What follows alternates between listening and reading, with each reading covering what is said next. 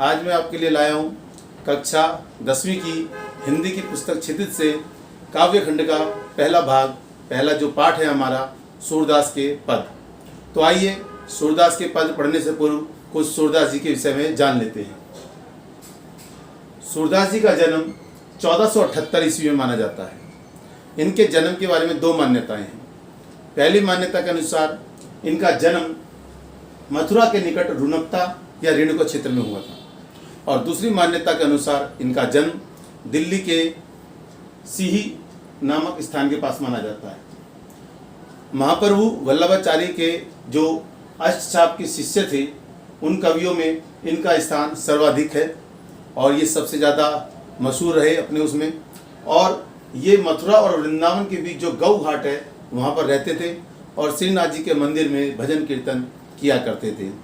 इनके बारे में ये भी कहा जाता है कि ये जन्म से अंधे थे, तो इसीलिए आज भी जो अंधे व्यक्ति होते हैं उनको सूरदास की संज्ञा दी जाती है। तो आइए आगे बढ़ते हैं। आपकी पुस्तक में जो इनके 4 पद संकलित किए गए हैं उनमें उनका मैं आपको एक भूमिका बताऊं तो भ्रमर गीत से ये लिए गए हैं। सूरदास जी की जो रचना है भ्रमर गीत, उससे ये लिए गए हैं। कृष्ण ने मथुरा जाने के बाद स्वयं न लौटकर उद्धव के जरिए गोपियों के पास संदेश भेजा था कि वे निर्गुण ब्रह्म की उपासना करें एवं योग का उपदेश उनको दिया, और उद्धव के माध्यम से कहा कि तुम जाकर के ये संदेश उनको दो, ज्ञान का महत्व बताओ और उनकी विरह की वेदना को शांत करो। किंतु होता क्या है, गोपियों को ज्ञान मार्ग पसंद नहीं आता और वो कहती हैं कि हम तो प्रेम मार्ग की दीवानी हैं, हमें तो कृष्ण के प्रेम मार्ग पर ही चलना है। और जब वो उनको ये समझा रही थी तभी एक भंवरा वहाँ आ जाता है और यहीं से ये भ्रमर गीत आरंभ होता है। गोपियों ने भ्रमर के बहाने उद्धव पर व्यंग बाण छोड़े हैं और उनके इस ज्ञान को उन्होंने बिल्कुल नकार दिया है। क्योंकि उद्धव श्री कृष्ण का संदेश लेके आए थे, तो इस वजह से गोपियाँ उनको प्रत्यक्ष रूप से उल्हाना नहीं दे सकती थी, लेकिन अप्रत्यक्ष रूप से व्यंग के माध्यम से उन्होंने उनको उल्हाना दिया है और उनको बड़भागी कह करके भाग्यहीन बताया है। साथ ही इस जो संदेश उद्धव लेके आए थे योग मार्ग का, उसे कड़वी ककड़ी जैसा बताया और उसके अलावा अपना एकनिष्ठ प्रेम अभिव्यक्त किया। साथ ही चौथे पद में उन्होंने कृष्ण की राजनीति पर व्यंग किया है कि कृष्ण अब इतना चालाक हो गया है कि वो राजा का धर्म क्या होता है जो प्रजा का हित चाहता है।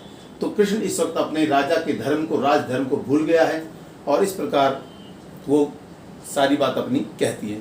तो आइए चलते हैं पहला पद पढ़ने के लिए। इस पद में गोपियाँ जो हैं उद्धव को बड़भागी शब्द के माध्यम से भाग्यहीन बताने का प्रयास करती हैं। तो क्या कहती हैं कि उद्धव तुम हो अति बड़भागी, क्योंकि जैसा मैंने आपको पहले बताया कि उद्धव कृष्ण का संदेश लेके आए थे, इस वजह से वह उनको बुरा नहीं कह सकती थी, लेकिन व्यंग के माध्यम से क्या कहा कि हे उद्धव आप बहुत ही भाग्यशाली हैं। क्यों भाग्यशाली हैं?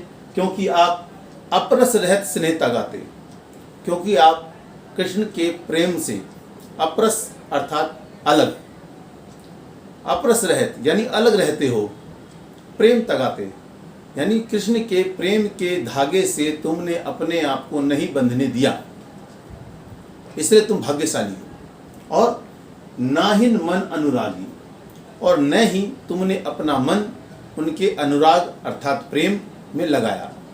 तो इस अवस्था पे वो व्यंग क्या है कि कृष्ण के प्रेम को पाने के लिए सृष्टि का कण कण लालायित रहता है, और हे उद्धव तुम उन कृष्ण के साथ रहते हो फिर भी उनके प्रेम से वंचित हो, इसलिए हमारी नज़र में आप बहुत ही दुर्भाग्यशाली हो। तो इसीलिए यहाँ पर व्यंग के लिए भाग्यशाली शब्द का प्रयोग किया उन्होंने। और क्या कहा, पुरइनी पात रहत जल भीतर तारस देह न जागी। पुरिनी कमल का फूल और पुरिनी पात यानी कमल के फूल का पत्ता।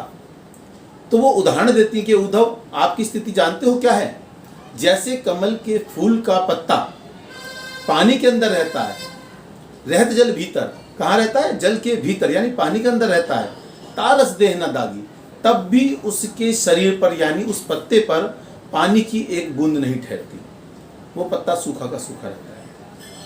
तो तुम भी कृष्ण के प्रेम की नदी में रह कर के भी उस कमल के पत्ते के समान उनके प्रेम से, उनके प्रभाव से, उनके आकर्षण से बचे हुए हो। तो ये तुम्हारा दुर्भाग्य है, लेकिन व्यंग में उनको भाग्यशाली कहा। आगे की पंक्तियां देखते हैं। अगला उदाहरण वो दिखाती हैं, समझाती हैं उद्धव को, हे उद्धव आपकी स्थिति और किस प्रकार की है सुने। ज्यों जल महा तेल की गागरी बूंद ने ताको लागी। जिस प्रकार चिकने घड़े को पानी में कितना भी आप डुबोइए, उसके बाद जैसी पानी से बाहर निकालेंगे सारा पानी इस मटके पे से तैर के नीचे ऊपर उतर जाएगा। जबकि आप कच्चे मटके को पानी में भिगोगे तो मटका पानी चूसता है, तो ये चिकना घड़ा बिल्कुल पानी नहीं चूसेगा, वापस छोड़ देगा।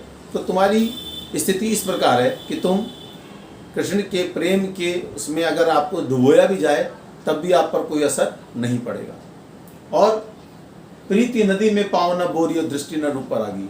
और ये उद्धव आपने एक काम और अच्छा कर लिया। अच्छा है आप कृष्ण के प्रेम में नहीं पड़े, नहीं तो आपकी दशा हमारी जैसी हो जाती। प्रेम नदी में यानी प्रेम रूपी नदी में आपने पाँव नहीं बोरिया। बोरिया मतलब होता है डुबोना। कि प्रेम की नदी कैसी है, दलदल की तरह है, जिसमें आपने एक बार पैर डुबो लिया तो आप उसमें डूबते चले जाओगे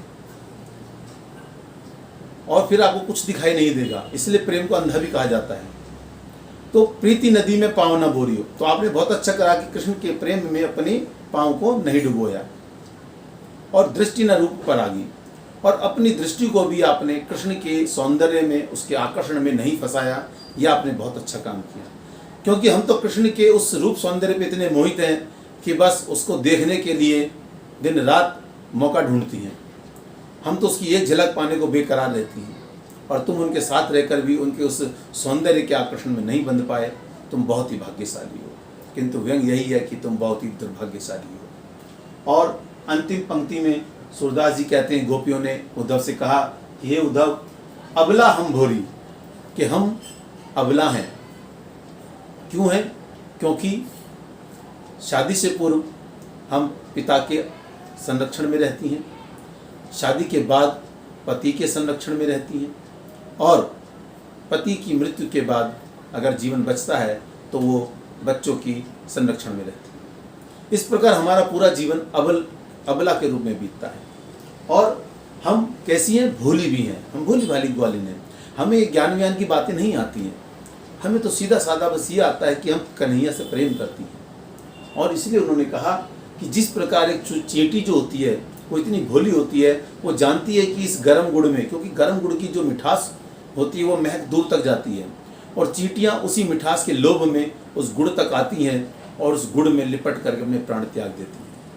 तो हम भी कृष्ण के प्रेम में उस भोली चींटियों की भांति हैं कि उसके प्रेम में हम प्राण तो त्याग सकती हैं, किंतु हम ये तुम्हारे द्वारा लाया गया योग का मार्ग नहीं अपना सकते।